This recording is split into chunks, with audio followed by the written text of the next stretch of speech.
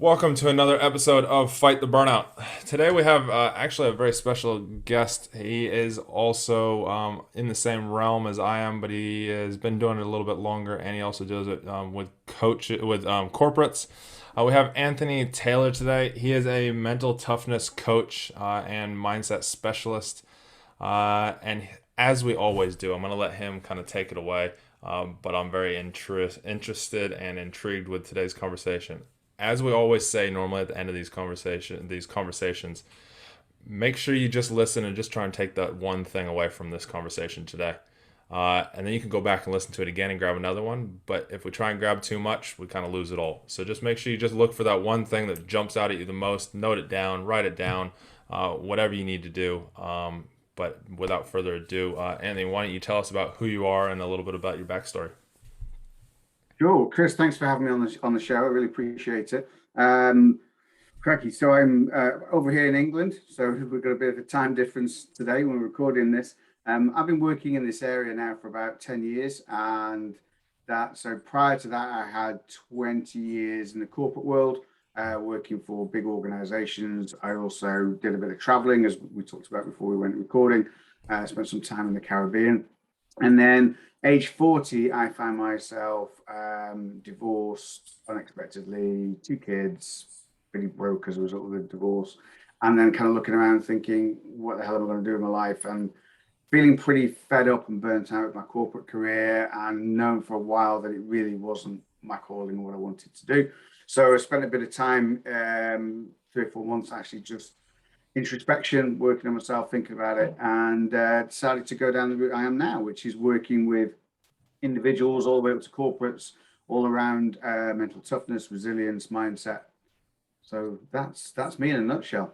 That's awesome. So, tell us a little bit about. Obviously, you said you started to do work on yourself and that. Tell us a little bit about that journey because, well, yeah, tell us a little bit about that journey. Yes, like I said, I found myself, say, 40, very unexpectedly divorced. My daughter, my youngest child, was only 4 months old, and that everything fell apart then. And then within 12 months, my mum was diagnosed with cancer and passed away fairly quickly, inside a year. And then I ended up losing my job. So it was a bit of a triple whammy. And at that point, I moved into this other house and was making ends meet as an interim job, and I just thought I'm miserable. And then I lost this interim job, and I just thought I can't. I've got to stop and go. What the hell am I going to do with the next 20, 30 years of my life? Hmm. So my dad was really supportive. He just said, "Look, take some time out. Um, just figure it out. I've got you back for a bit, and we'll be okay."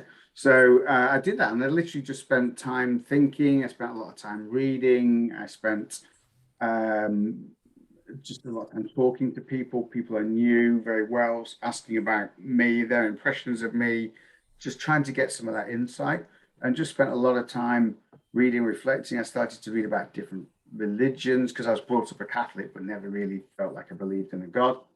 Uh, and so I started to look at, everything from Buddhism to Quakers to and just on that bit of a journey, and then really realized that actually I'd already been coaching since 2006 as a sideline in my corporate job. So they paid me to become a coach, and I was an in-house coach for this big business I was working with on top of the day job, and absolutely loved that bit. But my wife at the time didn't want me to go and do that salary drop, all the usual stuff. And I just thought, actually, you know what? That's my passion. So how can I blend it with stuff I've been really interested in, which I've always been interested in, having played, a lot of sport. I boxed, I played rugby league, rugby union. I've done a lot of cross country with the mental side of it. So that's where I decided that that's what I was going to do. That's amazing, amazing. I hear a lot of my story and yours as well, just a decade later. Um, but okay, cool. So you've gotten into this. So when we think about the mental toughness side of stuff and burnout, Mm, because obviously we're talking a lot about burnout. I feel yeah. personally they coincide with each other a lot. Tell me a little bit about what your thoughts are on that. Yeah, massively they do. I mean, it's interesting. I experienced a bit of a burnout episode myself last year, which took me by surprise. It manifested itself in an extreme panic attack, although I hate using the word attack, a panic episode one Sunday night about 10:30 that put me in hospital just to check that actually it wasn't a severe cardiac event.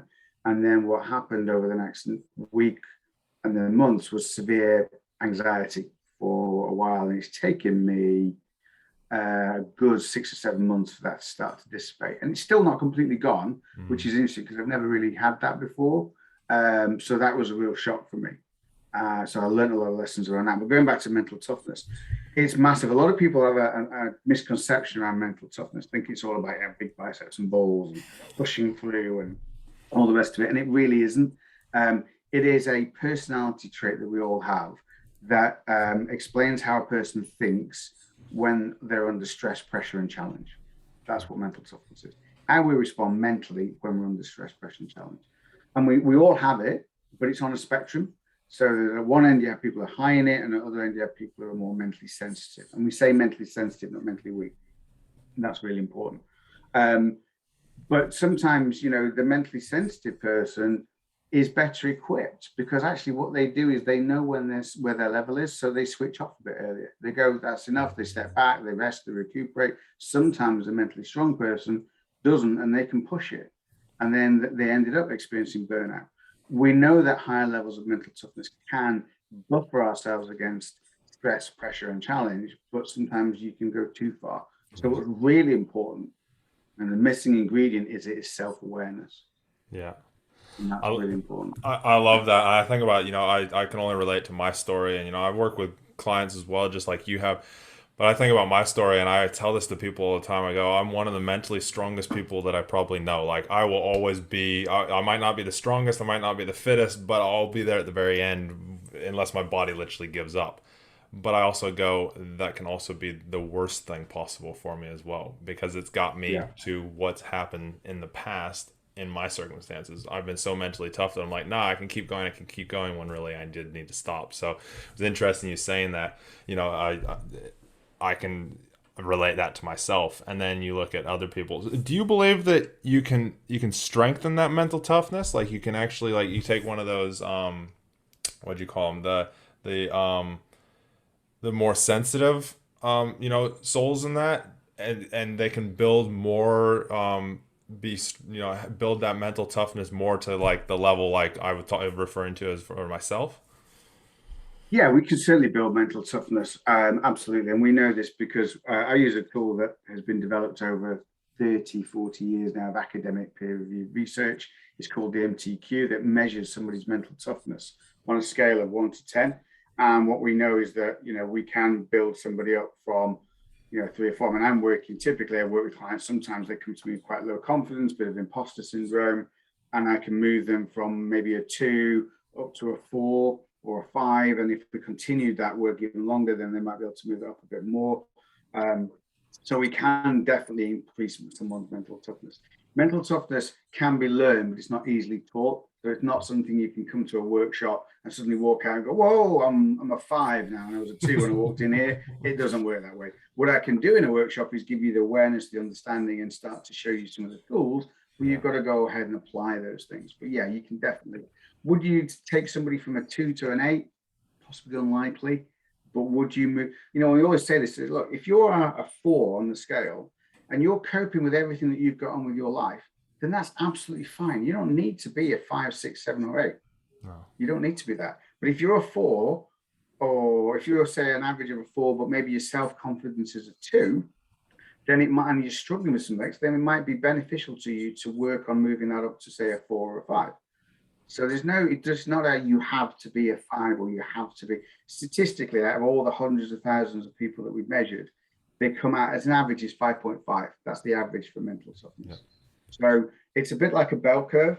So at the bottom end, you've got 16% of the population are outliers with very mental sensitivity, so 1 and 2s. At the other end, you've got outliers, 16% of the population are 8, 9, and 10s, and they're very extreme mentally tough. But in the middle, that's where the picture, 65%, 68 is of the population registers between a 4 and a 7. That's a normal range of mental toughness. Yeah. So it's not about I've got to be an 8 and anything less than that is mental sensitivity. It isn't. That makes So sense. yeah, that makes total sense, and you can see it. And let's think about. Do you believe that somebody that is say an 8 can actually learn a lot from somebody that's say a 2? Massively. Yeah, definitely. Okay. Because sometimes, what you might look at, we see with someone who's maybe a bit lower down the spectrum can be, if you had a team and everyone was an 8, that would be a nightmare because they'd all be running into things half cocked, not thinking things through, or you're smiling. You probably know those guys, kind of macho. Yeah, yeah, absolutely. But actually, sometimes you need somebody to go, "Whoa, hey up, soldier!" Like just because they're more risk averse, because they're more mentally sensitive. Have we thought this through? This could happen. That could happen.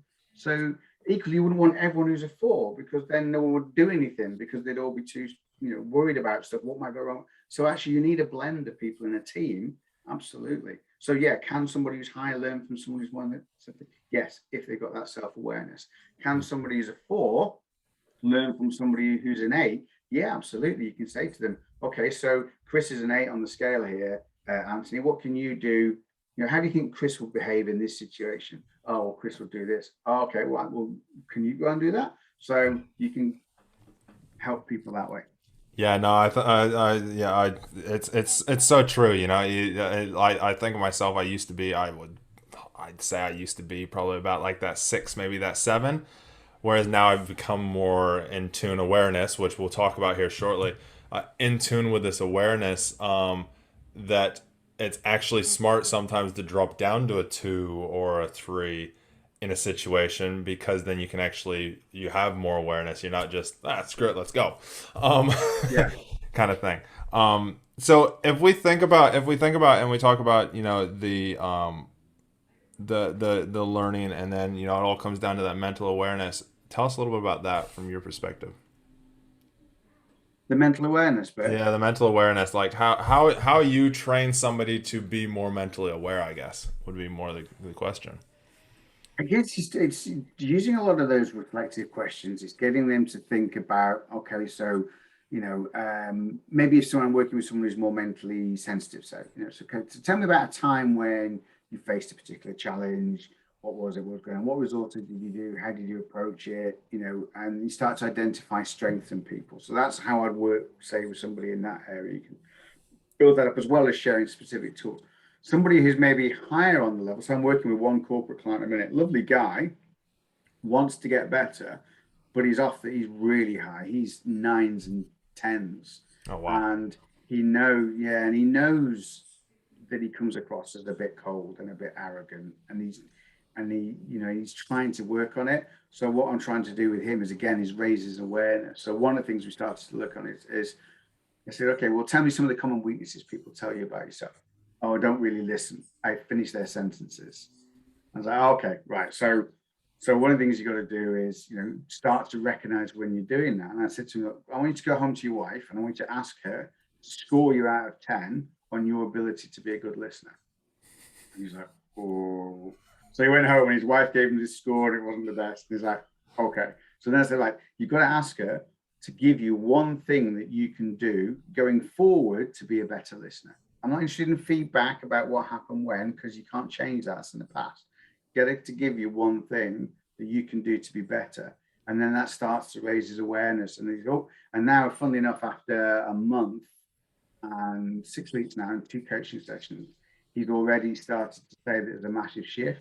And even his team are bantering with him because he'll sometimes interrupt and go, oh, sorry. And he'll stop himself. And they'll go, yeah, you're doing it again. So it's shifting his awareness. Mm. So that's what you'd start to do with somebody's is find whatever that thing is with them and then start to look at ways you can increase their awareness. And, it's not an overnight thing. You know that when you're working on yourself, Chris, it's never an overnight No, thing. no, and no, it is. It definitely is not. And you have hiccups, and you have speed bumps, and you fall down, and you pick yourself back up, and you go back again. And this is why Yeah. in the beginning of this episode I said, take one thing away from this, just like you said. What's one thing? Because I have a feeling we're going to go over so many different things today, that I want Yes. to reiterate. Just find that one thing, run with it. Even if you need to stop this podcast and come back to it and just practice, just take one thing and just go run with it. It's so right. I mean, I listen to a lot of podcasts, and the amount of times I've gone back and listened to it 5 or 6 times back to back and come away with one or two things each time. I think, I didn't hear that the first time. Well, I must have done, but I just didn't hear it because Yeah. my mind was on something else. So yeah, Yeah, it's like when you very watch clever. those movies that like you really need to pay attention. Like one of my wife and my favorite movie is Inception, and every time you watch Inception, it literally you pick something up different. And I've watched it probably about 50 times. Same thing with The Matrix. I was watching that the other day, and it used to be my favorite movie when I was a kid. Again, picked up something different from it as an adult. I was like, oh my god, this is completely different. um, Yeah. so if we think about let's think about burnout and applying this mental toughness and this awareness, I think is the biggest thing from this. Mm. When you are aware of ourselves and we're aware of listening to ourselves, and I think that's one of the biggest things that I took away from my burnout experience was just listening to my body. And sometimes I'm not so good at it, but then there's other times, again, I get up to that 8 level and I was like, no, I can keep going, and then all of a sudden I'm like, no, I should have stopped. And so it's that awareness, bringing that awareness. What have you learned? As far as that burnout, if we apply it to burnout, what have you learned through your experiences and even coaching, um, when it comes to the key things to be aware of, so you don't burn out, you don't, crack that shell and fall apart. Yeah, it is tough, isn't it? If I think about my own burnout experience last year, that completely took me by surprise and left me really beginning to doubt myself, doubt my mind a bit, and think about, oh, hang on a minute, Anthony, how the hell did you get here? And you should know better. Um, and I think it's taking time to stop. Mm. For me, it's taking time to slow down and stop. And actually, like I said, just listening. So sometimes now I'll try and meditate every day, just for 10 minutes, 15 minutes, something like that. But sometimes I remember I always used to have this ability to sit down on a settee somewhere, wherever, Saturday afternoon, Sunday, it doesn't matter. And just sometimes put my head back and just freewheel my brain, Mm. where I could just completely switch off and nothing was going through my mind. Mm. And my mum would joke about it or whatever. And then what I realized was I haven't done that in so long because we're so switched on with bloody phones and the technology and stimulation, that actually that was my mechanism, I think, to have some creative thought, but just switch off and stop. And then Mm. phones came along in the modern world, and I don't get that time. And then I think what it was was just trying to run at 100 miles an hour. I mean, it was after lockdown had started. I was trying to get my business back, as we talked about before the show. I was coaching all around the world at different times. My stepdaughter's got severe anxiety and depression, so we were trying to support her through that, and that has challenging behaviour sometimes. And so it was just everything, and I just wasn't stopping. And it Mm. just came to a head Sunday night. Boom, that was it. That was my brain's way of going, you're fried, you've got to stop. You've just got to stop. So what have you learned that you do now from that? I learned to schedule more off time, Mm-hmm. although I'm probably slipping a bit again, so I need to get better about that again. I try and meditate every day, just 10 minutes, 15 minutes, just stop. And I get much better about listening to my body. So slightly easier when you work for yourself. But the other day, I didn't sleep very well Sunday night just because I had so much great stuff going around in my head. But one of those nights, so I just thought the next day, when I start to feel a bit tired, I'm going to go for a nap. So I ended up having 2 naps. I had a half an hour nap at one point, and then I was up for about 2 hours, and then I went back to bed for another hour. But actually, what that allowed me to do was get through the day without pushing my limits. I went to bed and slept much better for 9 hours the next day. But before I'd have gone, oh, I'll just push through, and Mm-hmm. so it's slowing down, it's stopping, it's taking myself away from technology and just being. I love that, and it's so true. Especially you think about and I want to get your comments on this as well. You think about the corporate world where we're working for somebody else, and we go, and we got all this pressure from bosses or whatever, or we these interpreted pressures most of the time from Yes. bosses and managers going, thinking, oh, we have to go for 8 hours or 12 hours each day, and they don't let us have breaks and they don't let us do all these different things. But how many times do we actually ask them if we can have that break? Um, Yeah. but when we lose sight of what we actually need, what are your thoughts? And or even I'm sure you probably coach corporates through this. It sounds like to help make sure that these people are becoming self-aware and actually in a way forcing themselves to go, hey, wait a second, I need to take 10 minutes so that I can come back 100%. Yeah, I think it's around understanding that. I think it's around, as you said there, really, Chris. It's around boundaries. A lot of the time, the problem is we fail to set boundaries with people around what we will or what we won't do, and it's a lot of that is around that boundary setting. A lot of people, like you said, fail to ask. Your boss comes to say, "I need this report done in 3 hours," and they go, "Oh, I've got to do it on top of everything else." Well, actually, people stopped, and the technique I used to share with people said, use the words "yes if." So yes, Chris, I can get that report to you by 5 if we can agree that actually, Sue can go and do this and Mike can go and do that. Yeah. Or yes, if we can agree that this other report that you want by tomorrow morning, I can push back till 5 o'clock tomorrow. Yes, it. So there's always a negotiation, but we tend to think it's black and white. I've got to do this. Well, no, you don't. You can negotiate, and if people negotiate more, then actually gives them a sense of control back, tends to buy them time, and you'll find people a lot more accommodating. So I think setting really clear boundaries is really important, and so that's probably one of the main things. And then understanding that actually even your bosses are stressed out. So I got asked to work with a big global company. They've been a client of mine for a while, but then a different division came to me, and one of their very, very senior women who was on big salary came to me and said, "I want you to run sessions around this stuff for my team." And she said, "Look, I'll be really honest. I spent yesterday the whole day in tears because I'm just so overwhelmed with work." And this is a woman who's making well into 6 figures. She's a global partner or leader in this firm, and spent the whole day before weeping out of stress and pressure, and said, "I can't go on. I don't want my team feeling like this." And I just thought, yes, an epiphany. So, but it's such a shame, isn't it, when it takes somebody else's pain at a high level to go, this has got to stop. Yeah. Yeah, it does. So in that, let's take that situation for example, because I know that there's going to be some people listening. I'm also going to take this and throw it to different people that I know that are in that kind of thing, because it is so important, these things. Why do we wait till we break when we should be taking these, actually implementing these things in before we actually break? Because once you break, it's like injuring at the gym, it's like injuring a muscle. Once you injure it, it takes 10 times as long to rehab it than if you had just done it smart the first time. So Yeah. in that situation, what would you be saying to the team? Or kind of. I know you don't want to you don't need to give everything away because it is a business. No, I don't mind. I'll give it all away. It's not a problem. I want the podcast designed to help people, so it's fine.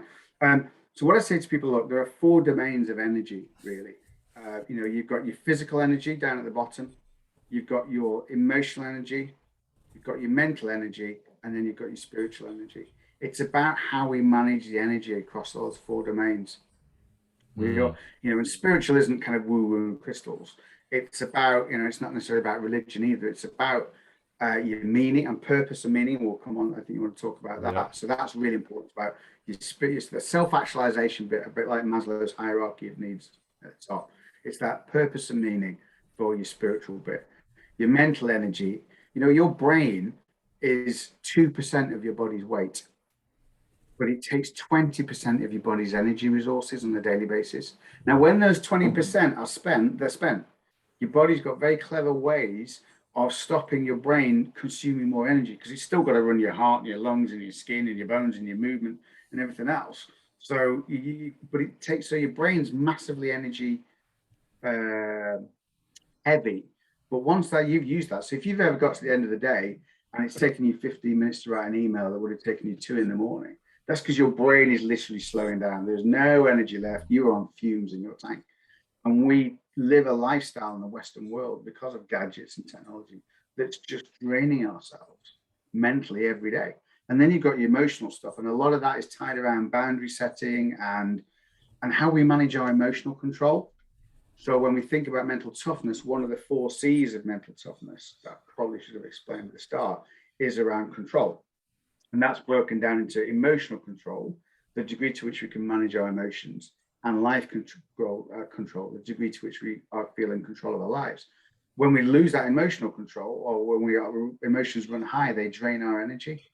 And I think a lot of thing around emotions as well is we tend to. Do you ever go to the beach or a swimming pool and you push the ball under the water? It's hard, Yeah, isn't it? it's very hard. Yeah, yeah.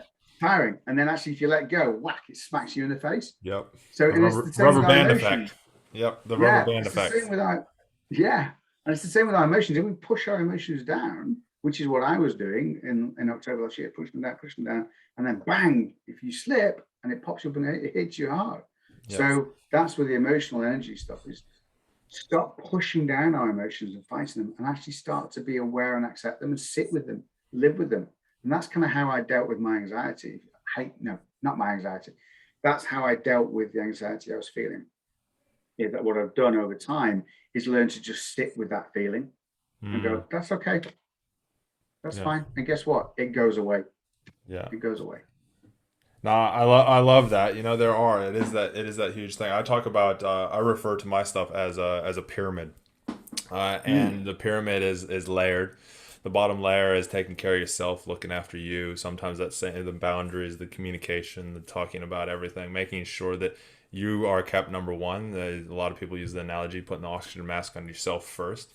And then the yeah. next level is your close family, the people that you think about with blood, looking after them and that. And then the very top is work and everybody else. And when we actually work by that, like you kind of said, we look after us so that we can kind of do it. Sometimes that is stepping back so you can actually spring forward faster. The opposite rubber band effect. But if we're always looking after the top first, that pyramid falls over always. Um, Yeah. and it is and that's the what you've talked about resonates a lot. That physical, you got to take care of your physical, the emotional, it does, it's just all springs and yeah, it's pretty crazy, and once you figure it out and you actually take it and you just are aware of when those different parts are being drained, uh it changes your entire life, doesn't it? Oh, massively, massively. And I try and, we said before, we're all human. So Mm. sometimes I forget and, God, I've forsaken the physical side a bit more, or I've got into some unhealthy eating patterns or whatever it is. So, okay, well, that's fine. It's, if you go on a jet plane, it's off course 95% of the time, but it's just tiny little tweaks that keep you Mm. back on course. Yeah. The problem is when no one corrects you, you go way off course. Yeah. So, it's that if you're off course, that's okay. Just course correct, course correct. Yeah. We're going to spend all our lives course correcting. So don't beat ourselves up about it. Just be kind to ourselves and other people and just course correct. And that's okay. Yeah, it is. It's so true. I heard it because obviously we talked about before this. I did a lot of sailing. I still do a lot of sailing, and when you're sailing that boat, sometimes you need to go off into one direction for a little while, and then you kind of come back. All to get to the right direction. You got to do these tacks back and forth. You want to go Yeah, you got to tap upwind, you with the got to go wind, back and haven't forth. you? So at times you need to go back and forth, and you need to feel it so that you can actually feel these different things and test them and play with them, so you bring that awareness to yourself, so you actually can then go, hey, wait a second, this is what I need to do, and this is at this point I need to tack back, and I need to come back, and then you need to just kind of go back and forth and live your life in that. And sometimes we think that we're going to make it and we can push it a little bit further, and then all of a sudden we realize, oh crap, that was a little bit too far. Yeah, um, absolutely. Yeah, I've and, missed the wind. I'm in the doldrums now. yeah, oh crap, I read that wind wrong, and we're completely off course, and we've just become last instead of first in this race. Yeah. Which I think that again, that brings it down to that awareness, like you talked about, is being okay with that and understanding it, and understanding that, hey, we're all human, we're gonna make mistakes. Just so much judgment applied. We're very easy, quick to judge other people, quick to judge ourselves. I just think we need to be a little bit more patient. Yeah, no, Mm. I totally agree. If we talk about that spiritual, we talked about that a little bit before we started recording that, and I think for me, I believe the spiritual is probably one of the number one sides that can can keep us moving in those really, I call them those dark days. Or my business is called Knocking Demon because my mine was that demon banging on the door, telling me what to do, telling me I wasn't good enough, telling me that everybody was out to get me, all these different things when I was in law enforcement. And I did a lot of work, as we talked about, as a lot of viewers will know if they've listened to any of my stuff. I did a lot of work on myself, and I figured out that everybody's got a why.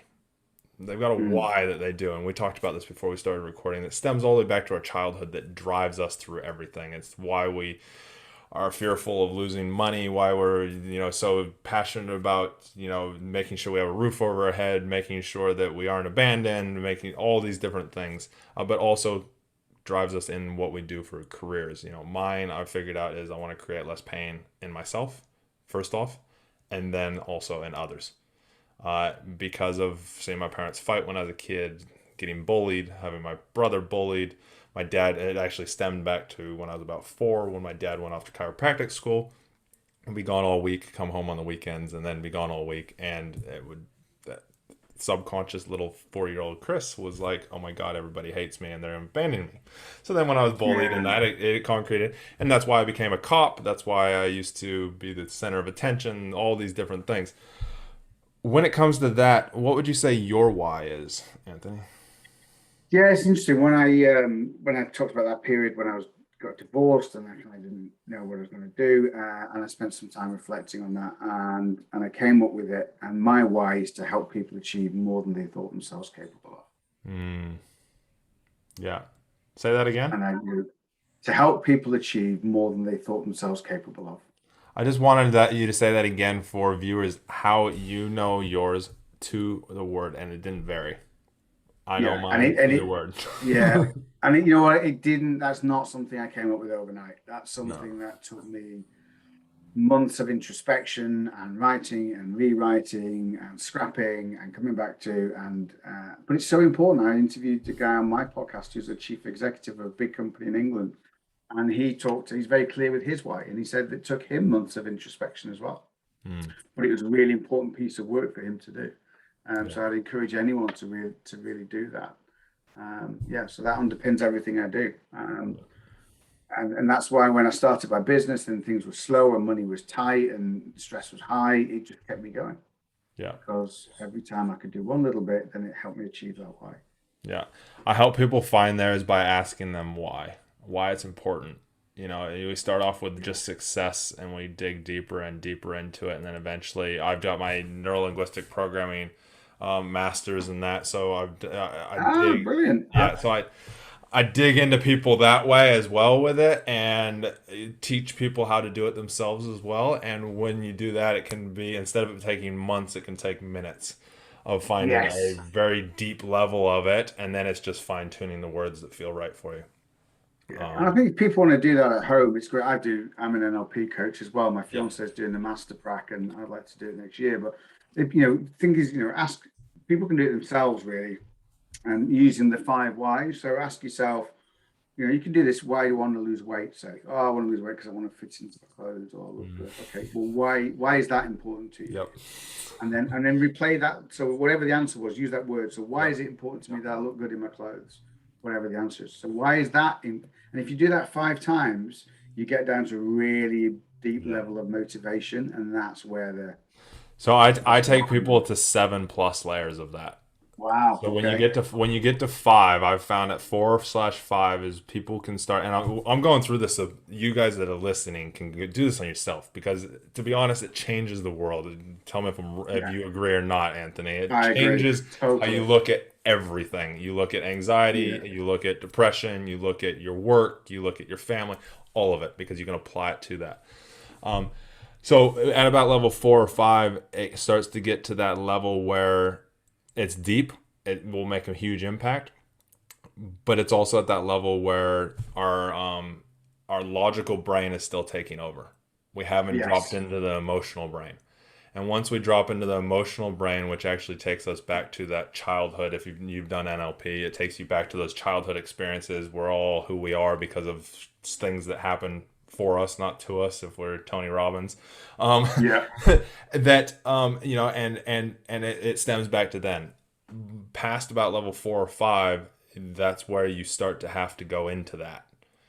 Because once you go Mm. into that, then you can start to dig into it and you realize not just the words, but where it came from, why it's there, and how it's created all the amazing things that you do now through all the painful things that you did back that you had happen back then. Uh, Yes. and you get through that at about level, you get to the deepness of it at about level seven, or sometimes you need to go even a little bit deeper, and then you can test it. I tell people, I start to ask people, okay, cool. Well, when you were a kid or a teenager, did you, whatever your why was, did you create less pain in people's lives? And for me, yeah, I was always trying to be the center of attention, trying to bring people together, trying to not have the cliques that we had in grade school that were around, Mm. every other grade had, they had the no the geeks, the medium, the real popular, the rich. They had all these, 4 or 5 different groups. My year we only had two, the real popular snobby ones and everybody else. And when Yeah. I left the next year to go sailing, three of my friends went. Chris, when you left, our whole group fell apart, Wow. which I didn't even realize until about 5 years later. I was like, "What?" Wow. And and but then you look at adult. Mine was I became a cop. I would to do the same thing, and it just stems it all back in. So that's Yeah. something that I run with. You can grab it and you can use it if you want to with your thing. But it is yeah. What are your thoughts on that, Anthony? Yeah, I think it's so important, isn't it? I think you're right. When you go back down that deeper level, and I hadn't really thought about taking it down to 7 levels, but I can see why that would really work because I think by the time you get to 5, you start to get to that outer layer, that emotional stuff. Mm-hmm. I remember doing that piece of work on myself about why did I want to get back in shape? And when I got down to the 5th level, which was I want to be around for my kids when they're growing up and young and adults. I don't want to be the guy that died at 55, 60 from a heart attack. Then actually that felt really emotional. So I can imagine if you go down 2 levels further than that, you're Mm-hmm. really going to get something very The powerful. other thing that I find is no matter where you start at the top at level one, once you get to the really deep ones, they're always pretty much the same. Interesting. Which is interesting, isn't it? Because I think my message to anyone listening from that is two things. One is be kinder to yourself Yeah. and actually be kinder to everyone else because actually we're really not that different. No, we're not. You And strip away all the onions of modern society, all the layers, all the rest of it. We are all, I just say, we're just trying to do the best we can with what we've got. yeah. Yeah. Actually, you're trying to do the best for you and your wife, and I'm trying to do the best for me and mine and my kids. And we're just all, and, we haven't got this life thing figured out. We're all winging it. So Mm. maybe just to be a bit kinder to ourselves and other people, actually, there'll be a lot less pain in the world. There would be exactly.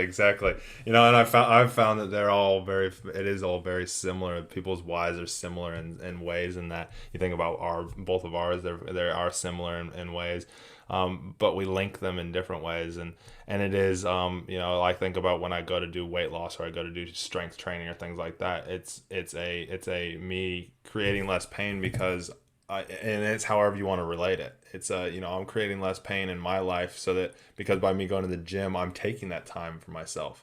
By me having a Mm, goal, I'm taking that time for myself to create less pain, so then I can show up to my wife to create less pain to her, or to family, or to mm, be here with you. So yeah, it's a very interesting topic on that one. So I know you've wrote a book around mm. the mental toughness. Tell us a little bit about that book. Yeah, thanks for bringing it up. It's called Mental Toughness Metaphors, Stories to Build Resilience for Parents, Coaches, Trainers, and Thinkers. And it's a short book, so you can read it cover to cover in about 40. In fact, I've just got a, because I know you're going to do a video of it. Oh, There's the, listen, there's the one. I'll perfect. send you a copy actually, mate. Oh, sweet. And yeah, so it's very short, it's very thin. You can read Hmm. it cover to cover in about 40 minutes. It's 20 short stories about metaphors, basically, for mental toughness that help understand it a bit more. And at the end of each one, I share 3 or 4 or one between 2 and 4 takeaways of things I took from it, and then I ask questions of somebody. So, questions to consider. I'll leave the reader with 3 or 4 questions. So it's designed to be one that you kind of just read, think about, reflect on. How does that work for me? What are the learnings in this? it's not a preachy book at all. It's more the value comes from the self-reflection, really. The stories there just to stimulate. And chapter one's just a very brief overview about what is mental toughness. So it gives Hmm. people that understanding of the four C's model Oh, of mental toughness. Yeah, so it's got, I'm really fortunate to have some really nice feedback on it. I know a few people have loved sitting down with their kids at dinner times and read a story a night, and then they've had some great dinner table conversations as a family around what it means and their learnings and things like that. So that's amazing. That's awesome. So if listeners and viewers are wanting to get a copy of that, how do they go about that? Amazon, so it's available on Amazon wherever you are, in New Zealand, America, Japan, everywhere. So it should be available on Amazon.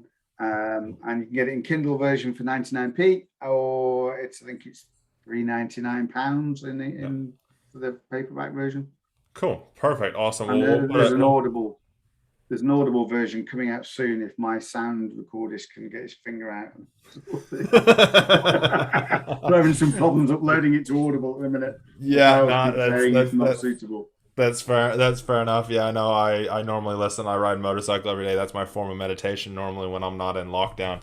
And yeah, I normally listen to books while I'm doing that because it's a perfect time. And instead of wasting things, I get a whole lot Yeah, in there. Sometimes I go, what was the last 10 minutes? Because I was so focused on the road. But yeah, yeah. it still gets 99% of it in. Okay, cool. And if people want to get a hold of you, how do they get a hold of you if they want to kind of pick your brain or they want to hire you or however it may be?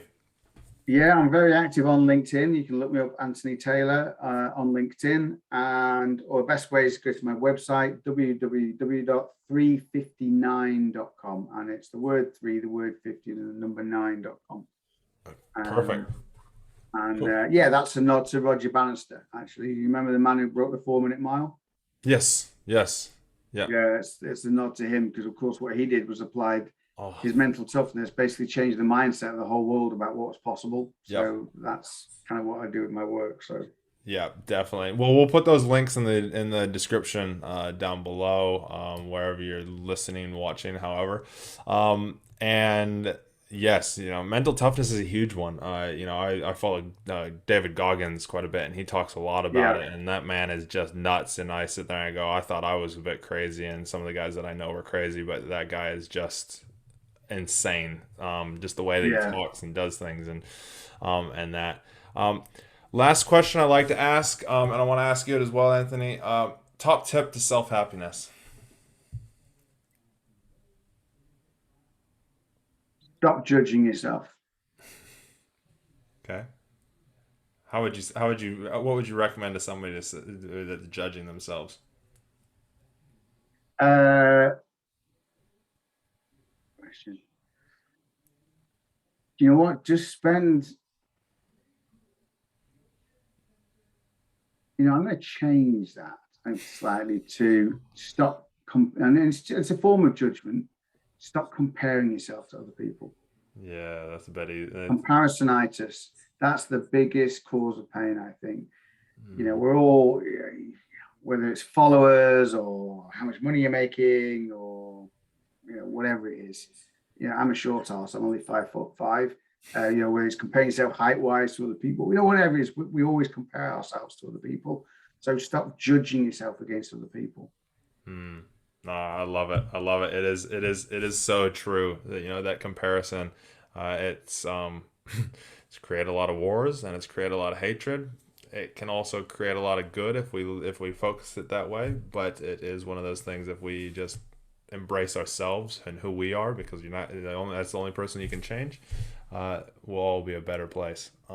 In So this well, I world. think it drives burnout because it's the constant comparing ourselves, judging ourselves, and trying to be something we're not or achieve something that leads to a lot of burnout, I think. Yeah, definitely. Yeah, that is so definitely true. We're trying to compare ourselves to everything else. You look at the workplace, and you're trying to be better than so and so to get that job promotion, whatever. Whereas if you actually just sat in you and did the best you, people would actually see you and appreciate you better, and you probably get that job promotion even faster. Yeah. It's the So art of not doing, isn't it? It's the yeah, Taoists talk about that. yeah, yeah. Wu Wei. Yeah, Yeah. definitely. So, any last words, Anthony, before we kind of close out? No, just no, I really enjoyed that conversation. I hope it's been useful for your listeners, and thank you for having me on. Perfect. Hey, thanks for being here. And as we always say, take that one thing. We've said it quite a few times in here, but I just want to recap on a few things. Mental toughness helps you with that burnout because being aware of what you're doing and who you are is going to help prevent you from getting burned out because you're going to know yourself. Um, you know, and if we think about it, know that know the physicalness of yourself, as Anthony said, the mental, know the spiritual, the emotional, and really just get in tune with yourself, just one step at a time. Don't try and grab them all at once because you will get overwhelmed and you'll burn out, and we don't want that. So just get out there, have a re-listen to this. Make sure you share it as well. Share it to somebody because I know I'm a coach myself. I picked up a whole lot from our conversation today. So I know that everybody else will pick up at least something. So share it around, especially somebody that needs to hear some of this.